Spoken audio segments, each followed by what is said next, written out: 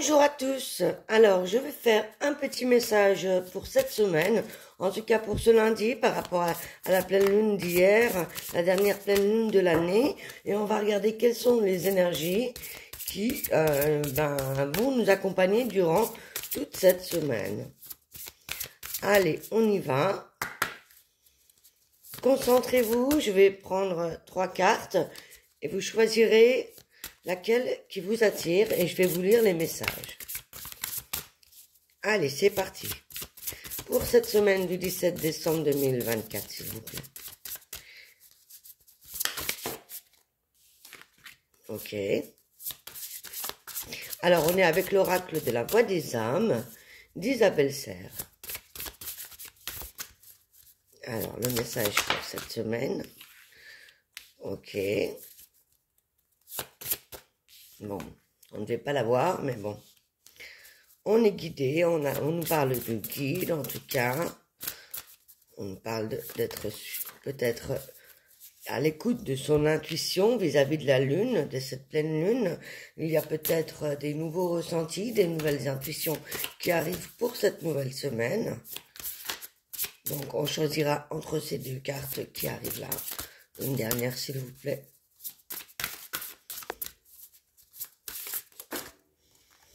Et voilà. Donc, je vous laisse le choix de choisir entre ces deux cartes, ces deux énergies. Et on y va avec la première qui nous parle des relations karmiques.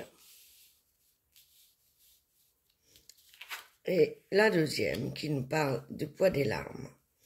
Donc, on y va avec la relation karmique. Je vais vous expliquer un petit peu le message vis-à-vis de la carte. Alors,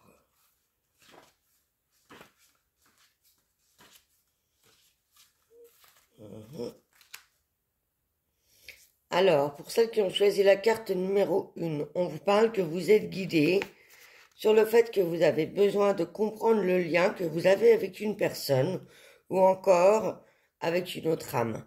C'est pas forcément une relation amoureuse, ça peut être une relation amicale, familiale, en tout cas une autre âme. Vous avez besoin de comprendre la relation. Peut-être qu'elle est compliquée, ou alors qu'il y a des sentiments qui peuvent être forts, mais il y a besoin peut-être de catégoriser cette relation. Et c'est une relation karmique, peut-être qui se joue entre vos deux âmes, qui se sont peut-être déjà rencontrées dans l'ancienne vie. Cependant, ce n'est pas une raison pour que cette relation devienne toxique, ou encore, il va falloir accepter les choses, car elles ne sont pas forcément justes pour toi aujourd'hui. Une partie de toi a peut-être peur d'arrêter une relation, ou alors a besoin de se focaliser sur la profondeur karmique. Cependant, ça t'empêche de te connecter à ton propre libre arbitre, ça t'empêche de prendre des décisions par toi-même. Donc en fait, ici, on te guide, on t'envoie des signes pour que tu puisses te détacher d'une relation qui ne t'apporte plus aujourd'hui, qu'il va falloir prendre du recul pour que tu puisses te connecter à ton propre libre arbitre. Et ne crois pas que les événements imprévus soient des signes de fatalité de la vie.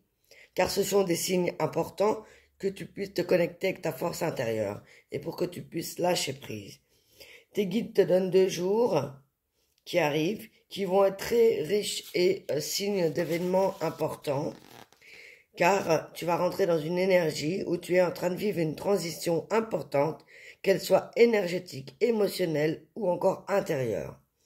Tu es actuellement à un carrefour de vie, tu es invité à faire des choix importants, notamment vis-à-vis des relations ici. Les autres peuvent te donner des conseils, mais c'est à toi de décider. Donc prends le temps de réfléchir, prends un petit temps pour toi pour ça.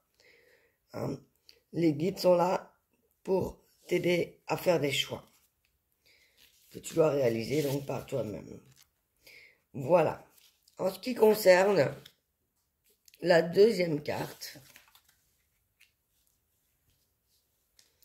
alors je la cache pour que ce soit un peu plus...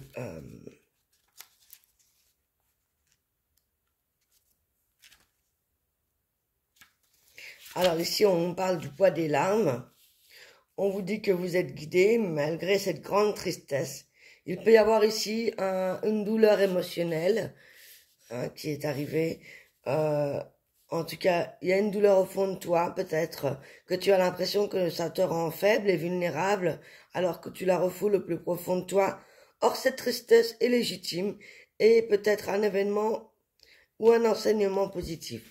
Elle est le signe que tu es en train de faire le deuil d'une relation, d'une situation ou d'un mécanisme de fonctionnement et de pensée.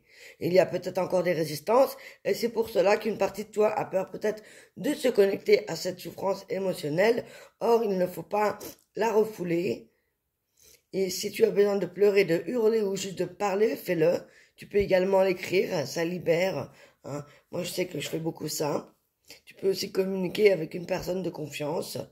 Mais vraiment, il faut te libérer de ce poids, en fait. Vos guides vous signalent que c'est peut-être par rapport à un événement qui s'est passé il y a quelques mois, il y a 6 mois environ, quelque chose qui aurait pu fortement perturber tes énergies, tes émotions. Et ce sont des énergies qui se sont figées. Et une partie de toi a peut-être eu très peur. Et la peur est une émotion négative. Et quand elle est là, on peut se sentir en danger. Quand elle est conseillère, elle te fige. Quand c'est une alerte, elle te permet de comprendre ce qui est en train de se passer. Aujourd'hui, on t'invite avec la méthode de ton choix à comprendre ce qui fait peur et ce qui t'a rendu triste. Et on t'invite surtout à comprendre son enseignement avec cette dernière pleine lune et cette semaine qui repart pour repartir sur de nouvelles énergies. Il faut dépasser cela. Peut-être que ça fait plusieurs mois que vous travaillez à cela, et donc plusieurs jours, et vos guides vous envoient des signes pour que vous soyez avec une personne en contact, peut-être avec une personne d'extérieur, une personne qui pourrait vous aider directement ou indirectement à te reconnecter à toi-même et à passer le cap. Voilà. Donc même s'il y a une partie de toi qui est triste, c'est pas forcément directement en lien avec le départ de personne. Hein. Ça peut être lié à une situation qui s'est passée ou dû à une partie de toi que tu n'arrives pas à accepter, à dépasser. Voilà. Donc tes guides vont t'influencer pour pouvoir te consoler dans la douceur, la bienveillance. Donc prends le temps de t'apporter cette présence pour toi-même et tu pourras enfin passer le cap de nouvelles énergies. Voilà les amis. Alors, on va boucler avec un dernier conseil des guides. Ça faisait longtemps que j'avais pas fait de vidéo. La mort, alors là j'ai pas eu le temps de battre les cartes, mais la mort est une illusion. Donc ça nous signifie bien qu'on est en fin de cycle et puis en fin d'année, hein, puisqu'on arrive à un point culminant quand même.